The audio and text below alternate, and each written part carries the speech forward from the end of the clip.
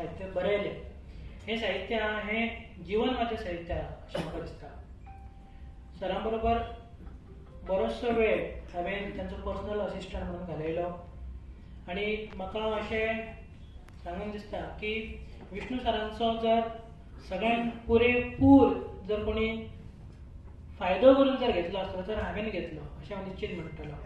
कारण सगळ्या वाटेन म्हाका सराचो फायदो जालो. हांव एडमिनिस्ट्रेटीव क्षेत्रांत फुडें सरपाक शकलो. त्याच बरोबर साहित्याची आमकां आवड आसलीच, पण खंयच्या दृश्टीन साहित्या कडेन पळोवपाक जाय हें सरान आमकां शिकयलां. आनी साहित्य हें जिवना पेक्षा कितें वेगळें नासता. आमी जें जगता तेजेंच साहित्य जाता अशें विष्णू सर सदांच म्हणटाले. तर हेज्या नंतर जे वक्ते उलयतले म्हाका खबर आसा, फक्त इतलेंच की विष्णू सर कशे बरे आसले आनी तेंचें साहित्य कितलें बरें आसलें फक्त एक व्यक्ती म्हणून न्ही, तर तेंच्यांनी जी गजाल सदांच सांगपाक पळयली ती म्हणजे तेंच्यांनी सामाजीक न्यायाक हात घातलेलो. आनी तेज्या बद्दल हांव एक इन शॉर्ट उलयतां की सरांचें जितलें साहित्य आसा भितर सगळ्यात हे गजाली आहा त्यो रिफ्लेक्ट जायत आसा. पण एक गजाल जी सदांच जी उलयताली की ही गजाल आतां सद्या म्हाका खंय तरी विधानसभेन मातशें काम करपाक मेळटा म्हणून म्हजो प्रॅक्टिकल अनुभव तुमच्या बरोबर शेअर करता. विष्णू सर आपल्या भाशणान अशें म्हणटाले सदां की हे जे पडींग जमनी आसल्यो किंवा जे दोंगर आसले गोंयांत ते खंय तरी शेती लायक करच्या खातीर आमच्या बहुजनांचो भितरून खूब हातभार आसा.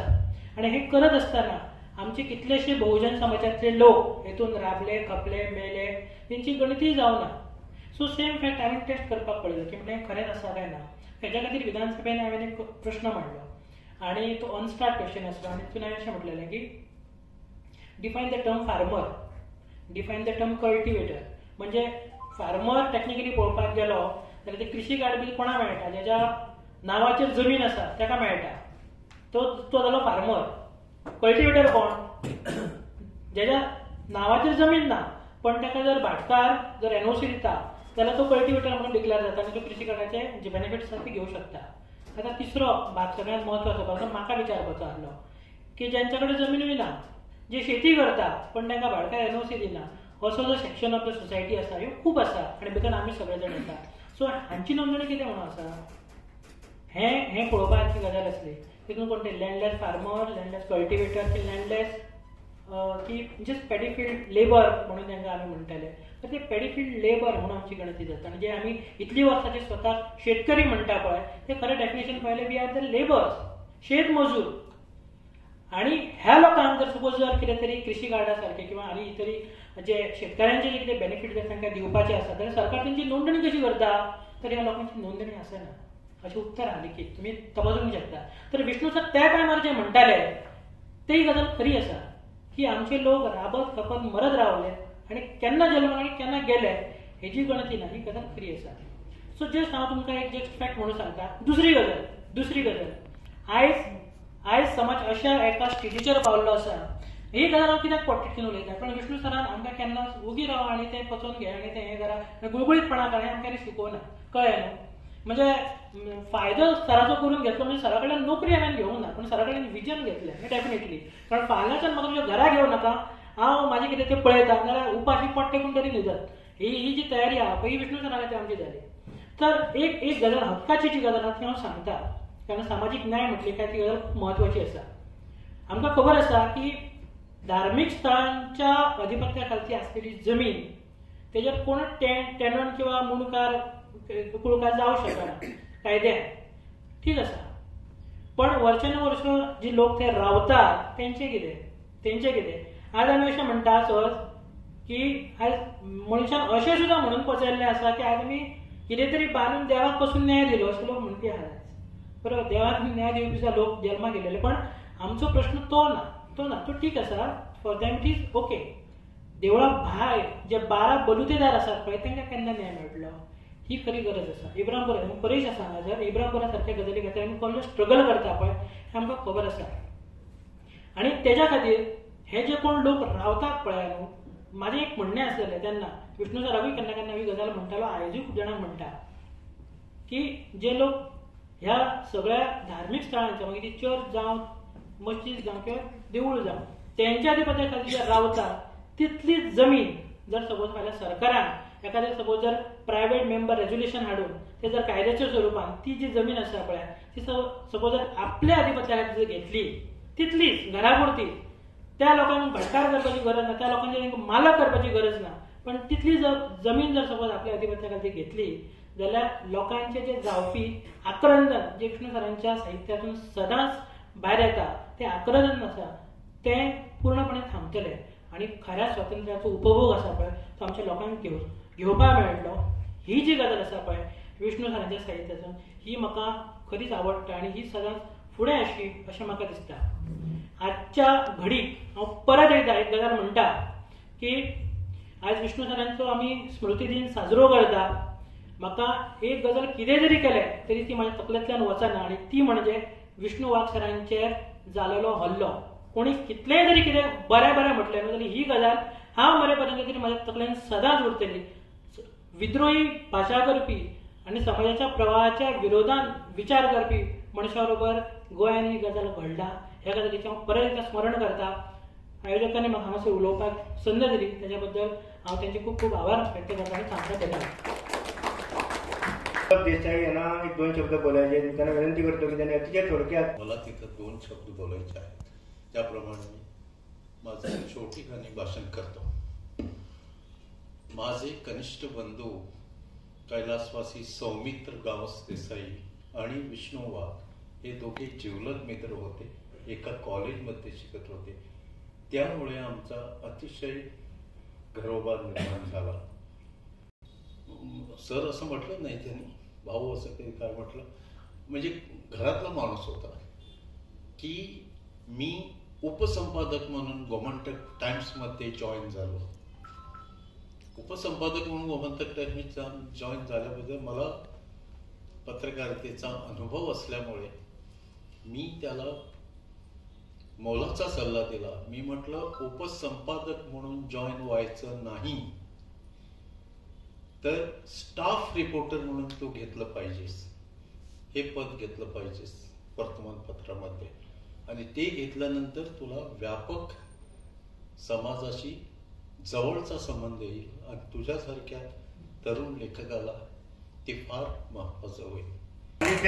प्रकाशन झालेलं आहे.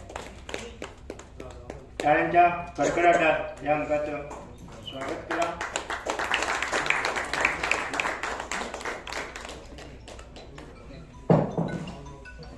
याच्यामध्ये विष्णूचं समग्र चरित्र दाखवणारी कविता मी घातली.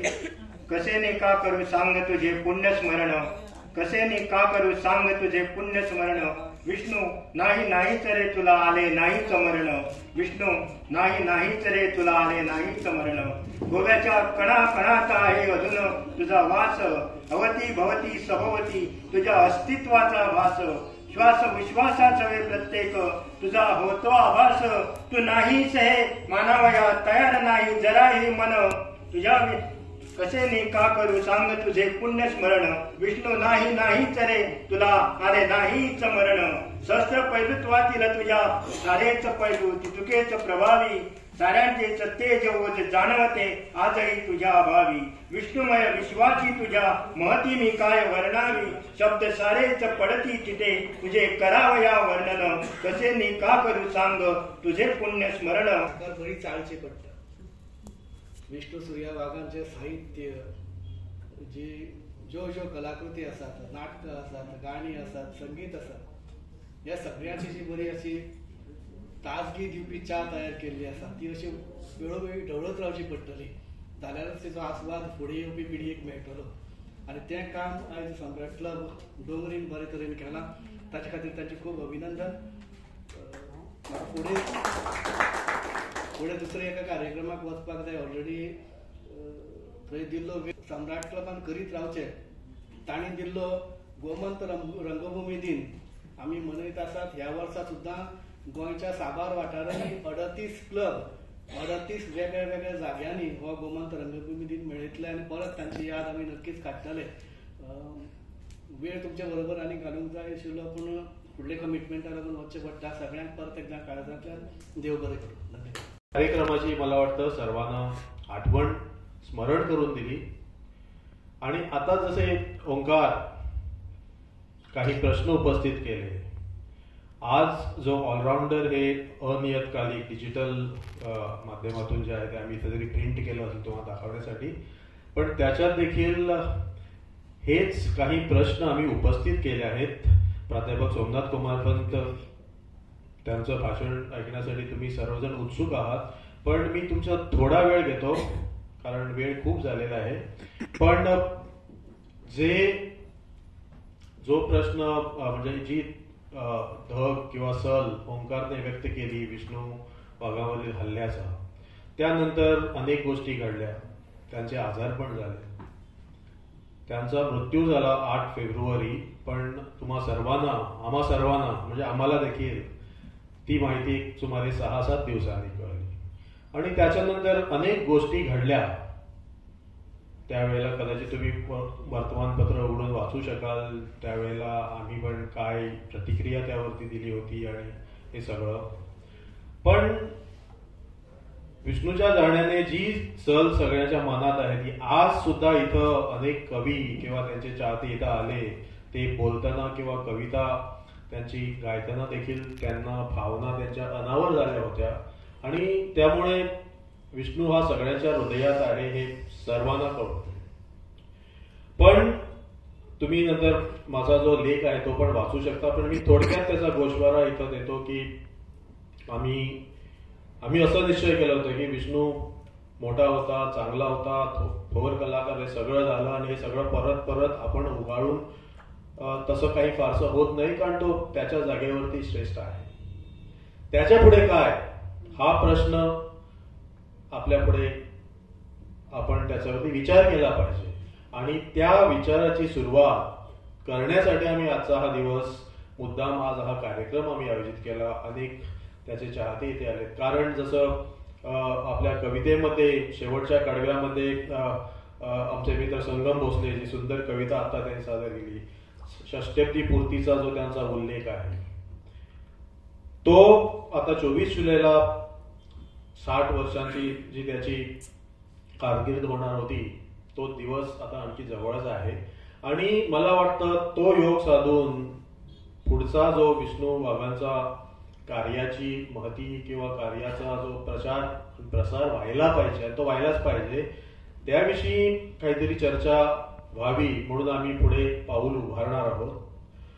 अनेक लोकांकडून त्याच्याविषयीचे लेख, त्याने ज्यांच्याबरोबर काम केलं किंवा त्याचा स्पर्श कोणाकोणाला झाला त्या सगळ्या लोकांकडून काहीतरी त्याच्याविषयीच्या आठवणी मागून, कारण त्याचं जर चरित्र त्याने स्वतः लिहिलं असतं तर ते एवढं म्हणजे एका वेळा द्वितीय असंच झालं असतं. आणि अनेक वेळा मला आठवतं की आचार्य अत्रेंच्या कथेचं पाणी याचा त्याला खूप आत्मचरित्राचं त्याला खूप आकर्षण होतं. तो अनेक वेळा म्हणत देखील होता की त्यांच्यासारखं खूप मोठं आत्मचरित्र लिहायला पाहिजे.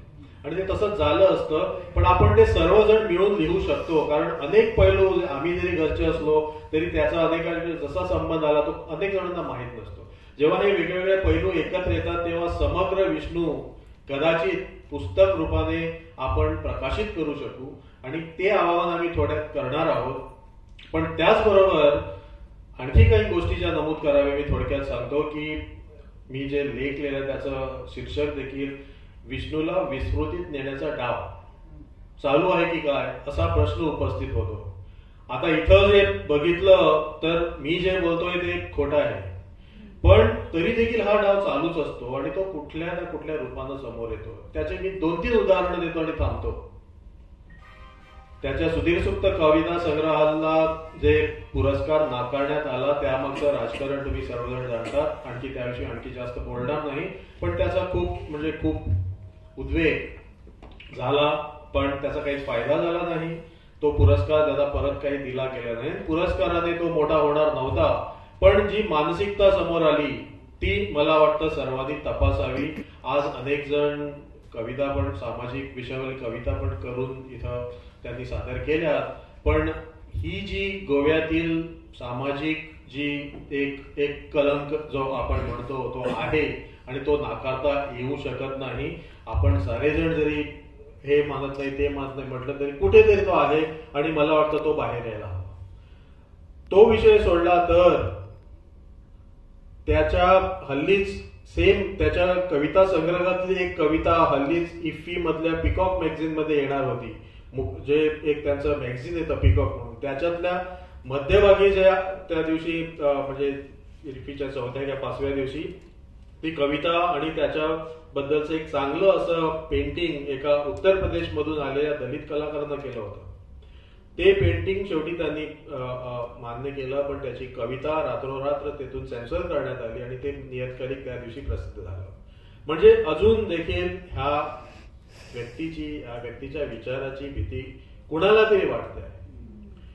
त्याचं मुरल एक चित्र जर तुम्ही पणजीला जेव्हा पाटो पुलाजवळील जी PWDची इमारत होती आहे त्या इमारतीच्या जी भिंत होती तिच्यावरती फ्रान्सिस नीटन सौजा यांच्या नातवानं मुद्दाम येऊन गोव्यातील अत्यंत महत्वाचे अत्यंत लोकप्रिय असे जे आणि योगदान दिलेली जी व्यक्ती आहेत त्या सर्वांची पणजीतील ठिकठिकाणी त्यांनी म्युरल्स उभी केली आणि त्याच्यात विष्णूचं एक म्युरल. मला वाटतं कदाचित तो एकटाच राजकारणी असावा ज्याचं तिथं म्युरल होतं. बाकी सगळे कलाकार, क्रीडापटू हे सगळे होते. आज नूतनीकरणाच्या नावाखाली स्मार्ट सिटीच्या नावाखाली जो गोंधळ चाललाय त्या गोंधळामध्ये ते चित्र देखील आता नष्ट करण्यात आले. हा जो असा वेगवेगळे डाव हे जे चालू असतात त्यामुळे मला वाटतं आपण सजग राहायला पाहिजे. त्याच्यातून जो बोध घेऊन विष्णूच्या कार्याची महती कशी पुढे न्यावी यावरती विचार केला पाहिजे. आणि तिसरं उदाहरण जे अत्यंत कारण मी त्याच्यात पण इन्व्हॉल्व्ह होतो. जेव्हा मी कला अकादमीचा नाट्य महाविद्यालयाचा प्राचार्य म्हणून तिथं हजर झालो 2 वर्षासाठी, त्याच्या दुसऱ्या वर्षी मी आमचे चेअरमन आज काही कारणामुळे श्री गोविंद गावडे इथं येऊ शकले नाहीत, बाहेरगावी आहेत. त्याचबरोबर श्री सुभाष शिरोडकर हे पण येऊ शकले नाहीत, कुठल्या तरी मीटिंगमध्ये व्यस्त आहेत. पण सांगायचा मुद्दा म्हणजे ज्या कला अकादमीच्या महाविद्यालयात जेव्हा मी प्राचार्य होतो सरकारचं अंदाजपत्रक मला वाटतं 2 वर्षापूर्वीचं 2021चं अंदाजपत्रक मांडायची वेळ आली होती. त्यावेळेला मी कला संस्कृती मंत्री व चेअरमन यांना विनंती केली की आमच्या कॉलेजसाठी नव्हे पण बाकीच्या सगळ्या कला क्षेत्रातील जी महाविद्यालय आहेत त्याच्यात नाट्य महाविद्यालय, संगीत महाविद्यालय व चित्रकला महाविद्यालय तीनही महाविद्यालय तेव्हा मी डीन होतो विद्यापीठातर्फे व प्राचार्य होतो. मी म्हटलं की ह्यांच्यासाठी आपण काहीतरी करायला पाहिजे आणि त्याच्यासाठी संशोधन प्राध्यापक म्हणून नेमणूक करण्याची आम्ही शिफारस केली व विष्णू सूर्यवाघ नाट्यकला संशोधन प्राध्यापक चेअर ज्याला आपण म्हणतो, लक्ष्मण पै चित्रकला संशोधन प्राध्यापक व जितेंद्र भो अभिषेकी संगीत संशोधन ही 3 संशोधनपर प्राध्यापकांच्या नेमणुका करण्याची आम्ही एक योजना तयार केली व त्याला तत्काळ मुख्यमंत्र्यांनी मंजुरी दिली व दुसऱ्या दिवशी त्याविषयी घोषणा पण केली बजेटमध्ये व त्याचबरोबर छत्रपती शिवाजी महाराजांची पण एक संशोधन चेअर सुरू केली. आज मला वाटतं 3-4 वर्ष झाली ही 3ही चेअर्स विष्णू वाघ, लक्ष्मण पै व जितेंद्र अभिषेकी गोव्यातील मातीत जन्मलेले व गोव्याची कीर्ती सगळ्याकडे पोहोचवलेली ह्या व्यक्ती ह्यांच्या चेअर सुरू झालेल्या नाहीत. ह्या 4 चेअरमधून फक्त छत्रपती शिवाजी महाराजांची चेअर गोवा विद्यापीठे सुरू झाली. विष्णू वाघांचं चेअर कला आपल्या नाट्यकला महाविद्यालय व्हायला हवं होतं, संगीत मध्ये जितेंद्र अभिषेकींचं होतं व लक्ष्मण पैचं चित्रकला महाविद्यालय, पण ते अजून सुरू झालं नाही. आणि ह्यामुळे अनेक चांगले दिग्गज नाट्यकलाकार संगीतकार इथं येऊ शकले असते. आमच्या ह्या कला क्षेत्रातील ज्याविषयी विष्णू वाघानं, जितेंद्र भुवानं, त्या लक्ष्मण पै सरांना एवढा कळवळा होता त्या चेअर्स जर कार्यान्वित झाल्या असता तर अनेक गोष्टी आणि आताच जे मी म्हटलं की विष्णू वाघांचं समग्र साहित्य व त्यांच्या विशेष चरित्र व त्यांची बाकीचे कलाकृती किंवा त्यांच्या कलांचं सादरीकरण नाटकाचं हे सगळं ह्या सगळ्या संशोधन प्रकल्पाअंतर्गत होऊ शकलं असतं, पण ते होत नाही. ही खेदाची बाब आहे. आणि त्यामुळे एवढं सगळं असताना लोकांच्या काळजात असताना हे सगळं का होत नाही त्यामुळेच मी म्हटलंय की तो विस्मृतीचा डाव आहे. मी आणखी याबद्दल जास्त बोलत नाही. आज हा कार्यक्रम सुंदररित्या उत्स्फूर्तरित्या आपण सगळ्यांनी साजरा केलाय, कारण त्याला नेहमीच वाटायचं की इवन आपल्या मृत्यूचे सुद्धा सोहळे व्हायला पाहिजे. आणि मला वाटतं आपण इथं येऊन तुमच्या कविता त्याच्यापर्यंत पोहोचल्या होत्या. तुमच्या कवितांच्या समिधा ह्या विष्णू होत्रात तुम्ही टाकल्यात, त्या पवित्र झाल्यात. मला वाटतं हे सगळं पुढील पिढी, पुढील कलाकार घडवायला आपण सर्वजण विष्णूच्या कार्याचा वापर करून पुढे जायला पाहिजे. आणि त्यामुळे तुम्हा सर्वांना धन्यवाद, आयोजकांना धन्यवाद, माझ्या डोंगरी सम्राट क्लबच्या सर्व पदाधिकाऱ्यांना, त्याचबरोबर सुदेश आल्लेकरनं, त्याचबरोबर मी मुद्दाम सगळं नमूद करतो, त्यात संगम भोसले, प्रशांत शेट्ये, ओंकार गोवेकर, ही सगळी विष्णूच्या सान्निध्यात असलेली मंडळींनी पुढाकार घेऊन हा कार्यक्रम केलाय व त्याला गिनीज ब्रागांचा संस्थेचं अत्यंत चांगलं असं पाठबळ मिळालं. आता तुम्ही सरांचं, मला वाटतं खूप वेळ झाला तरी देखील आपण सगळे थांबलो आहोत सरांचं भाषण ऐकण्यासाठी. त्यांच्या मी थोडा जास्त वेळ घेतला त्याबद्दल क्षमस्व, पण काही गोष्टी सांगायच्या होत्या त्या मी सांगितल्या नाही तर माझ्या मनात रुखरुख राहिली असती. त्यामुळे परत एकदा तुम्हा सर्वांचे धन्यवाद. व परत एक षष्टब्दीपूर्तीचा जो कार्यक्रम होणार आहे त्यावेळेला आपण सर्वजण नव्या जोमानं, नव्या उमेदीनं आणि चांगल्या तऱ्हेनं हा कार्यक्रम व त्याचं पुढील कार्य चालवण्यासाठी सिद्ध राहो अशी प्रार्थना करतो. माझे 2 शब्द संपवतो. धन्यवाद.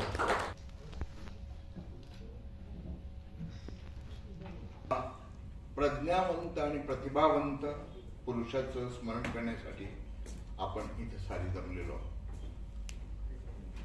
आजचा त्यांचा स्मृतिदिन साजरा करण्यासाठी 3 संस्था पुढे आल्या. सम्राट क्लब डोंगरी त्यांच्या जन्मगावचा, त्याचप्रमाणे कोकण मराठी परिषद आणि इन्स्टिट्यूट मॅनेजिंग ब्रागांचा. विष्णू सूर्या वाघ यांच्या स्मृतीच्या निमित्ताने जवळजवळ 3 वाजल्यापासून हा कार्यक्रम सुरू झालेला आहे आणि इन्स्टिट्यूट मॅनेजिंग ब्रागांचं हे सभागृह आणि त्याच्यातली माणसं भावविभोर झालेली आहे. जेव्हा माणसाच्या भावना अशा उथंबून येतात तेव्हा शब्दरूप देणं कठीण जातं. आज या ठिकाणी त्यांच्याविषयीच्या ज्या आठवणी जागवल्या गेल्या, बाळकृष्ण मराठे यांनी सुश्राव्य अशा प्रकारचं गायन केलं आणि उभरत्या प्रतिभेच्या कवीनी आणि प्रतिदेश कवीनी विष्णू सूर्या वाघ यांचं जे काव्यहोत्र होतं ते स्मरून या ठिकाणी ती कवितेची धारा अशीच या भूमीमध्ये राहावी म्हणून आपल्या परीने समर्पण भावाने कविता सादर केल्या. आज त्यांच्याविषयी थोडंफार बोलायचं आहे आणि वेळ झालेली असल्यामुळे थोडक्यात बोलायचं आहे. कारण विष्णू वाघ यांच्या व्यक्तिमत्वाचा विचार करताना असं एक आढळून येतं की त्यांचा जो स्पंदनकारी आत्मा जो होता तो अतिशय विशाल होता. तो आपल्या चिमटीत मावण्यासारखा नाही आणि त्याच्या असामान्य बुद्धिमत्तेचं जे तेज आपल्याला शब्दात गुंफता येणार नाही. विष्णू सूर्या वाघ हे कोणत्या प्रकारचं रसायन होतं हे आपल्याला सांगता येणार नाही. कारण त्या माणसाने या गोमंत प्रदेशाच्या मातीतून संस्कार घेतलेले होते. मातीशी ते प्रामाणिक राहिले आणि मातीच्या वेदना दुःखाचा ठणका त्यांनी तीव्रतेने मांडला. आक्रंदनाचा स्वर उत्कटतेने मांडला. म्हणून त्यांच्या कवितेतील लय ताल छंद हा गोव्याच्या मातीतून उमललेला आहे. म्हणून ते मातीचे पुत्र आहेत. आणि विष्णू सूर्या वाघ यांची कविता ही मातीच्या पुत्राच्या आदिम प्रक्षोभाची कविता आहे. आपलं भोवताचं विश्व विष्णुमय आहे, पण आम्ही वैष्णवाचा धर्म पाळतो आहोत का, असा प्रश्न अंतर्मुख होऊन प्रत्येकाने विचारायला पाहिजे. रामराव वाघ यांनी काही व्यथा मांडल्या. त्या व्यथा विष्णू वाघांचे ते बंधू म्हणून मांडलेले नाही, ते सहोदर होते, पण विष्णूच्या स्वप्नांचे ते सहोदर होते, म्हणून त्यांनी ती व्यथा मांडली. आणि संगम भोसले यांनी जे संगमायन सादर केलं तेही त्यांच्या एकूण त्यांच्या आत्म्यातून फुललेली ती एक ज्वाला होती. आणि त्याचबरोबर आपल्या प्रिय व्यक्तीला